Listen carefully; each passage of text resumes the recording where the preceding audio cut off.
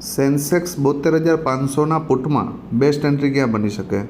જો ભાઈ first condition કે માર્કેટ આ લો બ્રેક ન કરે અને અહીંયાથી 335ની ઉપર એક 15 મિનિટની કેન્ડલનું ક્લોઝિંગ આપે અને ફરી તમને રિટેસ્ટ 216ની આજુબાજુ મળે, અથવા તો જો ફર્સ્ટ 15 મિનિટની કેન્ડલ વધારે ગેપઅપ થઈને આ એરિયામાં ક્લોઝિંગ આપે તો 335ની આજુબાજુ સપોર્ટ લે, અથવા તો નીચે આવીને 216ની આજુબાજુ સપોર્ટ લે તો એક બેસ્ટ એન્ટ્રી બની શકે.